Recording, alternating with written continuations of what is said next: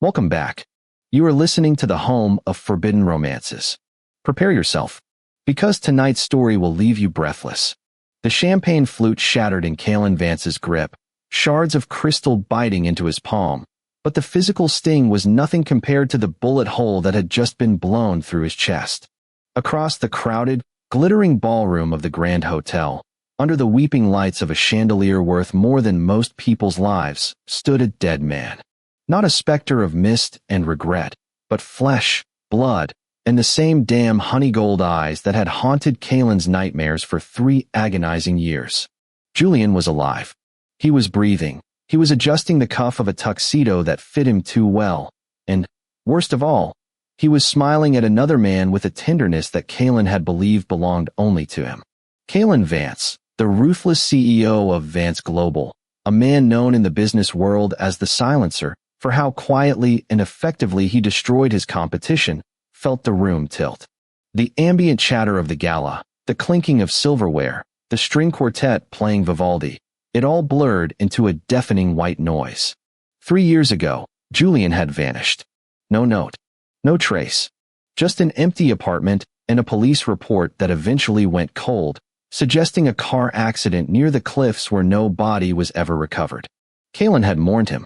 He had built a shrine of grief inside his heart, walled off by ice and cruelty. He had destroyed the enemies he thought responsible. He had lived in a gray world of profit and loss, devoid of color. And now, the source of his color was standing 50 feet away, holding a glass of sparkling water, looking as if he hadn't shattered Kalen's soul into irreparable fragments. Sir, Kalen's head of security, distinct by his earpiece and concerned frown, stepped closer. You're bleeding. Kalen dropped the remains of the glass onto the pristine marble floor. Red droplets mixed with the spilled gold of the champagne. Secure the exits, he whispered, his voice a low growl that vibrated with a dangerous, predatory intent. Sir, I said secure the exits. Kalen snapped, his eyes never leaving the figure across the room. Nobody leaves. Especially not him. Kalen moved. He didn't walk, he stalked. The crowd parted instinctively, sensing the sudden drop in atmospheric pressure around the billionaire. He was a shark cutting through a school of terrified fish. His focus was singular. Julian, or the man who looked like him, was laughing at something his companion, a nondescript art dealer, had said. The sound of that laugh was the final nail in the coffin of Kalen's restraint. It was the sound of mornings spent in tangled sheets, of coffee on the balcony, of promises whispered in the dark. Kalen reached them. He didn't offer a greeting. He simply reached out and gripped Julian's wrist, his blood-stained hand staining the pristine white cuff of Julian's shirt. You, Kalen breathed, the word heavy with 3 years of torture. The man turned. Those honey-gold eyes widened, not with recognition, love, or even guilt. They widened with fear. Pure, unadulterated confusion. Excuse me, the man said, his voice soft, melodic, Julian's voice. Let go of me. You're hurting my arm. Where have you been? Kalen demanded, tightening his grip, pulling the man closer until their chests were inches apart. He could smell him. Vanilla and old paper. The scent of Julian. 3 years, Julian. 3 years I have burned the world down looking for you. And you're here drinking water at a charity gala? The man struggled, his panic rising. The art dealer beside him tried to intervene. Mr. Vance, please. This is Elias Thorne. He's a restoration artist from the coast. I think you've made a mistake. Kalen ignored the dealer completely. He stared into the eyes of the man he loved, searching for the lie. Elias. Kalen spat the name like a curse. Is that what we're doing? New names. New lives. I don't know who you are. Elias cried out, his voice cracking. The fear in his eyes was genuine, visceral. Please, sir, I don't know you. Kalen froze. The denial struck him harder than the initial sight. Not I don't want to see you, but I don't know you. He looked deeper. There was no flicker of recognition, no spark of their shared past, just the terrified gaze of a stranger looking at a madman. Kalen's grip loosened slightly, but he didn't let go. His mind raced, calculating, analyzing. Amnesia? A game? Brainwashing? It didn't matter. The why didn't matter. Not yet. All that mattered was the what. Julian was here. You don't know me? Kalen whispered, his voice dropping to a seductive, terrifying octave. Then we have a lot to catch up on, Elias. The drive to the Vance estate was silent and suffocating. Kalen had effectively kidnapped Elias, using the sheer weight of his social influence and a team of lawyers to sweep the misunderstanding under the rug. The art dealer had been paid off with a sum that would keep him quiet for 3 lifetimes. Elias sat in the corner of the limousine, trembling. He hugged his knees, staring out at the rain-slicked streets of the city. He was a restoration artist, a man who fixed broken things, pottery, paintings, statues. He lived a quiet life in a coastal town, plagued by headaches and a hollow sensation in his chest that he couldn't explain. He had no memories before 3 years ago. The doctors called it dissociative fugue coupled with traumatic retrograde amnesia. He had woken up in a hospital in the Philippines, battered and broken, with an ID that said Elias Thorne. Now, this man, this terrifying, beautiful, broken man who smelled of expensive scotch and copper blood, claimed to know him, claimed to own him. The car stopped. The Vance estate was a fortress of glass and steel perched on a cliff overlooking the ocean. It was cold, imposing, and magnificent. Get out, Kalen commanded. He wasn't cruel, but he was accustomed to obedience. Elias stumbled out, the rain instantly soaking his tuxedo. Kalen was there in a second, shielding him with an umbrella, guiding him inside with a hand on the small of his back. The touch burned through the fabric. Elias felt a phantom sensation, a sense of déjà vu so strong it made him dizzy. I have been here before. Inside, the house was a museum of shadows. Kalen dismissed the staff. They were alone. Sit. Kalen gestured to a velvet armchair near the fireplace. Elias sat, shivering. Kalen went to a side table, poured a glass of amber liquid, and downed it in one go. Then he turned, leaning against the mahogany desk, his eyes dissecting Elias. Who is Elias Thorne? Kalen asked. I am, Elias whispered. I fix art. I live in Batangas. I came here for the auction.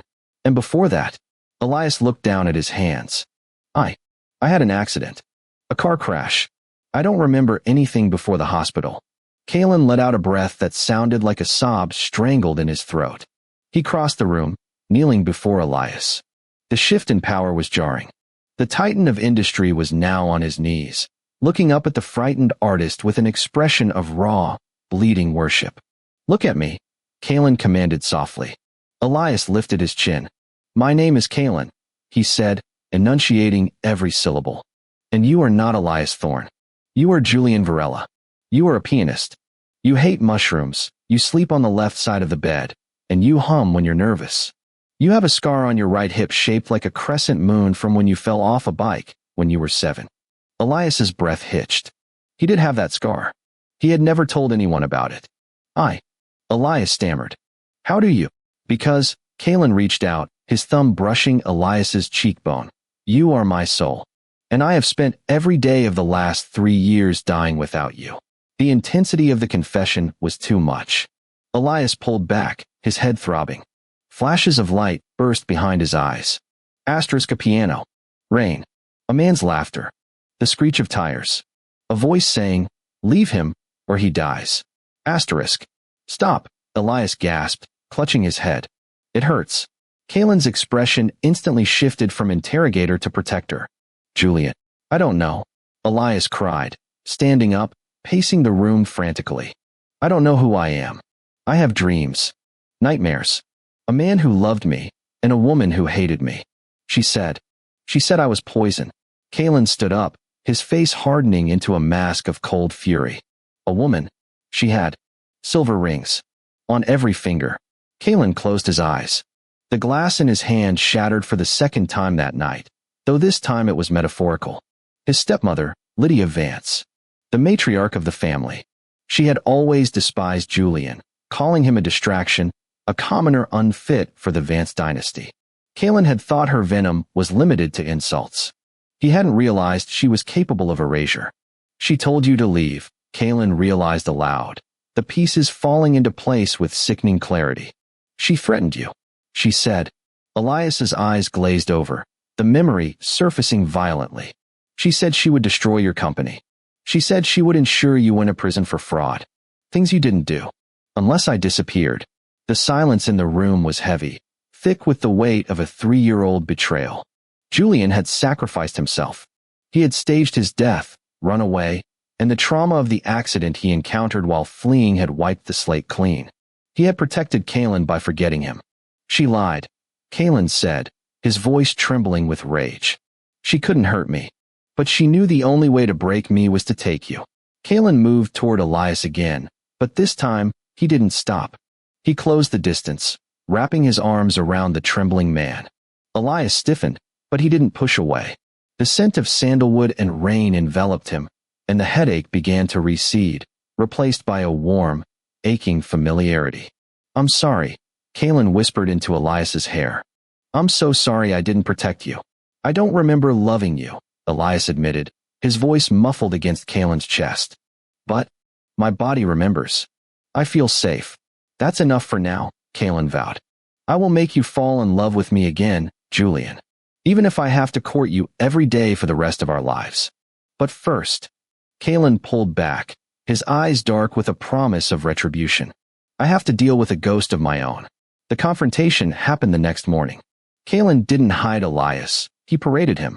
He walked into the Vance Global boardroom with Elias by his side, dressed in a suit that cost more than the building Elias lived in. Lydia Vance sat at the head of the table, her silver rings clicking against the glass surface. When she saw Elias, the color drained from her face so fast it looked like a physical blow. Kaylin, she stammered, standing up. Who? Who is this? You know exactly who this is, Lydia, Kaylin said, his voice calm, terrifyingly level. He pulled out a chair for Elias. Sit, my love. Elias sat, looking at the woman. The flash of recognition was instantaneous. The fear returned, sharp and cold. The silver rings. You, Elias whispered. This is impossible, Lydia hissed, her composure cracking. He's dead. He was ghosted, Kaylin corrected, leaning his hands on the table, looming over his stepmother. By you. You threatened him. You capitalized on an accident to make him disappear. You stole 3 years of my life. I did it for this family. Lydia shrieked, abandoning the pretense. He was weak. He made you soft. You are a king, Kaylin, and kings do not marry pauper pianists. A king, Kaylin mused, does whatever the hell he wants. Kaylin pressed a button on the intercom. Security. Escort Mrs. Vance out of the building. Revoke her clearance. Freezing her assets as of now. You can't do this. Lydia screamed as 2 guards entered. I am your mother. You are nothing, Kaylin said, turning his back on her. You are a ghost. As the doors closed on her screaming, silence returned to the room. Kaylin turned to Elias, who was watching him with wide, awestruck eyes. The display of power was terrifying, yes, but it was also a shield. For the first time in 3 years, Elias didn't feel like prey. Did that help? Kaylin asked, his demeanor softening instantly as he looked at Elias. Elias stood up slowly. He walked toward Kaylin. The memories were still fragmented, shards of a mirror he was trying to glue back together. But the feelings were whole. The way Kaylin looked at him, like he was the only star in a dark sky, sparked something deep within his core. I remember the rain, Elias said softly. I remember. We were dancing. In the rain. On a balcony. Kaylin's eyes filled with tears. Yes. It was our anniversary. And you promised me. Elias frowned, concentrating. You promised me that you would never let go. I broke that promise once, Kaylin said, taking Elias's hands. I won't break it again. Elias looked at their joined hands. The scar on his hip tingled. The scent of sandalwood filled his lungs. He didn't know everything yet. He didn't know the inside jokes or the shared secrets. But he knew this man was his home. Kaylin, Elias tested the name on his tongue. It tasted like salvation. Take me home. Kaylin smiled, a genuine, blinding smile that cracked the mask of the viper of Valero Corp. We are home, Julian. We are home. The road to recovery would be long. There would be nightmares, therapy, and days where Elias would wake up not knowing where he was. But the slow burn of their romance had ignited once more, fueled by a love that defied time, manipulation, and memory loss. The ghost had returned to the living, and the man who had been dead inside began, finally, to breathe. And that is how the viper tamed the wolf, not with chains, but with a memory of rain. If you enjoyed seeing Kalen burn the world down for his love, destroy that like button. And tell me in the comments, would you forgive a family member who destroyed your relationship to save you? I'll be reading your answers. Subscribe for the next chapter. Until then,